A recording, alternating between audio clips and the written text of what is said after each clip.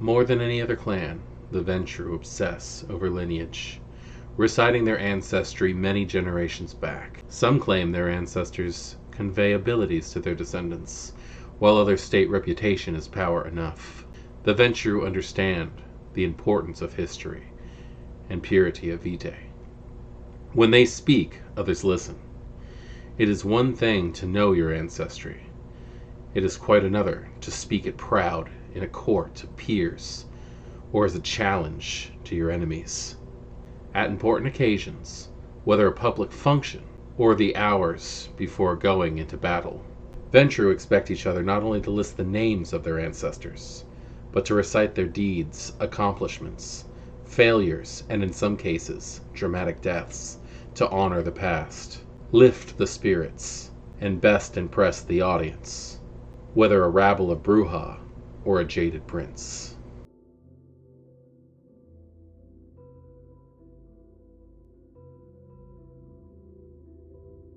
Greetings, Kindred. I am Voivode Maquette, and welcome back to our World of Darkness and another episode of Metaplot Monday, where today we're going to be going over the Loresheet Pure Ventrue Lineage. Now, this is a Ventrue character-specific lore sheet, and it really does make me think while I'm reading through this that where it does make sense that the Ventrue have this more than others, pure clan lineage would be such a very interesting thing to see.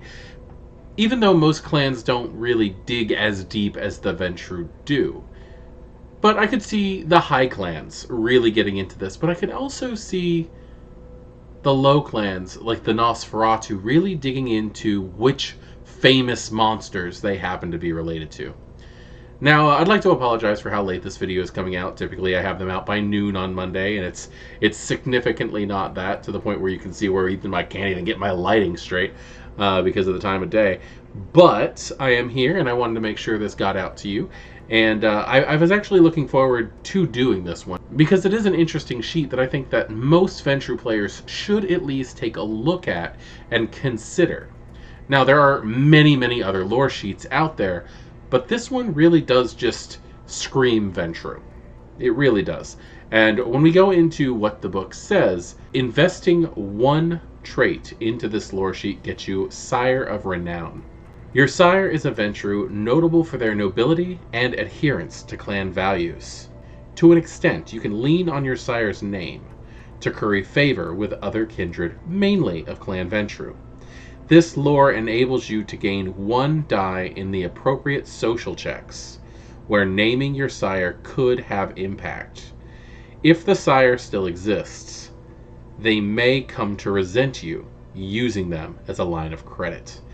This is a very good example of the concept of dropping names.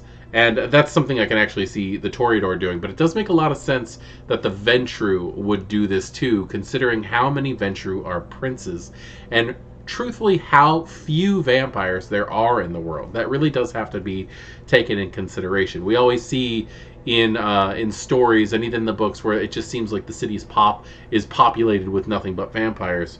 But there really should be a smaller number. So being able to say that my sire was such and such, prince of such and such, it really does give credence to what you can do with name dropping, especially in a clan like Clan Ventrue, with the accomplishments that they are noted to have. For those of you who are not acquainted with Clan Ventrue that well, there are certain hoops that the clan members have to jump through to be able to really even be considered a true Ventrue.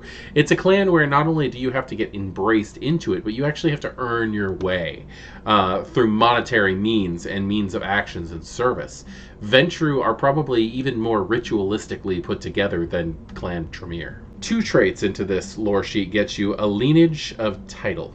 You come from a line of princes, primogen, or possibly barons. If you ever attempt to acquire a title in a domain, Ventrue, even those you've never met, will automatically support your claim, unless they have sufficient reason to oppose you. I think the thing that really pops out to me in this one is the fact that it's not specifically Camarilla. Barons are even mentioned on this one, because they do tend to, Ventrue, I mean, shoulder the burden of power no matter where they are. And I really do speak of them in a almost fanciful way, because they have earned the reputation of being able to get things accomplished, being able to get things done. And I think that does really need to be put more into center stage on the Ventrue in the game, because they've just become the fall guys that everybody hates, when in reality they are so very intriguing in their power. They are built to win. Investing 3 traits gets you Recitation. You can name your ancestors all the way to a Methuselah of the 4th generation, impressing all kindred within listening distance.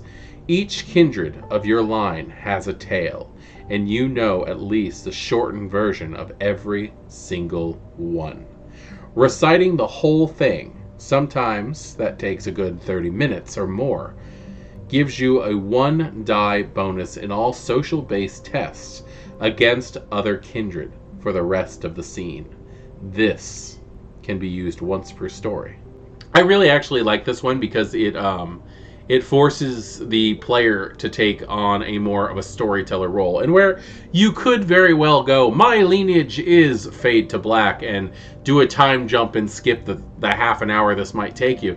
I encourage anybody who's playing a Ventrue and anybody who's storytelling for a Ventrue who takes this to please try to come up with a proper lineage. You're not looking at that many people to mention. Most kindred who come into a game in this design are like, what, a 13th or 12th generation, and you only need to name up to the 4th gen. So that's 10. That's it. That's all you got to really do, is come up with 10 names and some interesting tidbits of information of these individual people. As players, we have a tendency to come up with names anyway. You can also use one of the various name generators that are available online, but being able to come up with a list of 10 vampires at the most that you're able to actually just give a detailed explanation of who they are, what they've done, how they've died, how they got the acclaim that they've earned. You're really just proving your worth when it comes to that. And I think if you're playing a Ventrue, it should be something that's just expected regardless of a lore sheet. But being able to get a 1 trait bonus in social-based tests against other kindred for a scene once per story is actually, I think, very is useful in a way. And I'm actually planning on coming up with doing something similar to this later on with one of my NPCs, simply to show off what kind of effect and what kind of benefits this kind of thing can get you. Because a name really is everything when it comes to Clan Ventrue. Think about the historical people that we have put up on pedestals in America. I can think of the Rockefellers. That is a name that people just associate with wealth. Investing 4 traits into this gets you Legendary Lineage, which is actually a multiple choice, and you don't really see that much in lore sheets. In fact, I think out of everything that we've done so far, this is the first one that allows that. The first one is the Line of Alexander. A patron of the arts, passion and beauty, Alexander of Paris appeared to many as more a Toreador than a Ventrue. Kindred who name their ancestor as Alexander of Paris gain 2 bonus die on all persuasion and performance rolls made in a crowd of people, as Alexander's line love an audience. If someone interrupts your oration, you must make a fury frenzy check at a difficulty of 3. Then there is the Line of Antonius. Antonius was a strategic thinker, obsessive planner, and master architect of Clan Ventrue until his apparent destruction. If you descend from Antonius, you gain 2 bonus dice on all academic and leadership rolls made when planning the defense or building of a domain. If someone disrupts you while making a long-term plan of this nature, you must make a Fury Frenzy check at a difficulty of 3. The Line of Mithras. Mithras exemplifies pride and power. Kindred of his cult claim he was impervious to flame, and somehow this fortitude ripples through to his descendants' willpower. Your difficulty to resist Fear Frenzy from exposure to fire is reduced by 2. You suffer a 2 dice penalty when attempting to withstand dominate attempts by older vampires also of Mithras' line. I'm a huge fan of the whole legendary lineage thing, and that's actually one of the things that really got me thinking that having one of these for all of the clans really makes sense, because there are legendary kindred from all of them. I mean, imagine having legendary lineage on Azamitsi, of course I went there, and having Vlad Tepes or Dracula as one of your ancestors. That is just something that would be really neat to be able to do. Legendary lineage is just one of those things that really feeds off on it. And being able to have the line of Alexander and being all about the arts is very, very interesting. Because that's such a Toreador domain. And having the Ventrue be able to come in could always cause so much fun when it comes to butting heads with the other clans. Being from the line of Antonius, that's crazy. You're a supreme architect, and being an obsessive planner in that manner really does come to full blows when you find yourself at a Fury Frenzy check difficulty of 3, when somebody is trying to muscle in on what you're trying to do for that. And of course, the line of Mithras is, well, that's the line of Mithras. Seeing the line of Mithras in here actually really makes me wonder if pure Ventrue Lineage should be really considered like a bloodline lore sheet. And I understand that it's not, because we are talking about a clan, the whole clan. But being able to take line of Mithras and take something from the Mithras lore sheet as well, the Cult of Mithras lore sheet, would be very useful. But the Cult of Mithras is not 100% dependent on being a Ventrue. In fact, Mithras himself was not a big fan of the concept of how the clans were separated. He believed that kindred were kindred and therefore should be able to rise to whatever they needed to rise to, no matter what clan they were. Investing 5 traits gets you Name the Antediluvian. The Ventrue Antediluvian went by many names, and each Methuselah of his clan knows the ancient entity by a different epithet. You know one of these names or titles, and once per chronicle can announce yourself as a descendant of this creature to force all Ventrue in the vicinity to stop what they're doing, fall silent, and sometimes drop to their knees. The name vanishes from the minds of all who hear it, but they will stop anything, even combat, to hear you speak. I think the thing that really draws me to this one, because this one is just fun.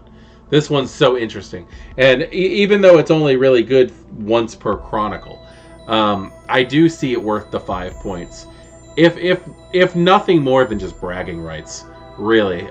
Getting all of the Ventrue in the area to just drop what they're doing and listen, and having some of the even postulate, like just drop to one knee, or that is a very interesting, that is just a very interesting power. And it's also something that I don't see happening in my game if left up to player characters. And this is actually the one point of the lore sheet that I'm considering using for one of my NPCs. But the fact that even when they hear it, they forget the name, it leaves it open to so many fun things that you can do. But it also does end the conflict if you really need to. This is something that could very well just end the debate. This is the thing that could end the war, depending on what you're trying to get across. But it's very neat. So everything in pure Ventrue Lineage is something that I find actually worth it. I really do. I think that this pure Ventrue Lineage truly does.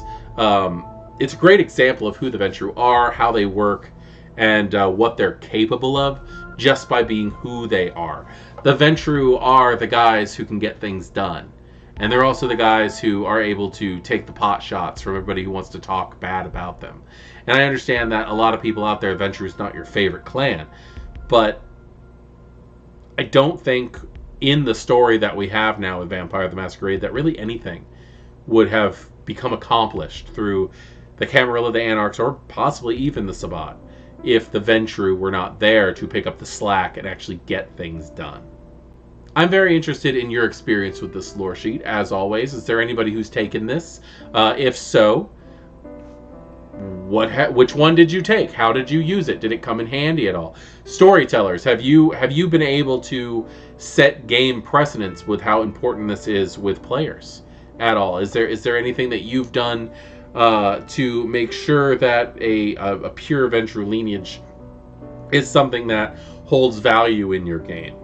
Or are just the clans there to identify banes and specific powers? I'm Voivode Maquette. This is Our World of Darkness, and this has been Metaplot Monday, where we've looked into the lore sheet of pure Ventrue lineage, which is obviously a Ventrue character-specific lore sheet. Thank you for joining me. Good evening.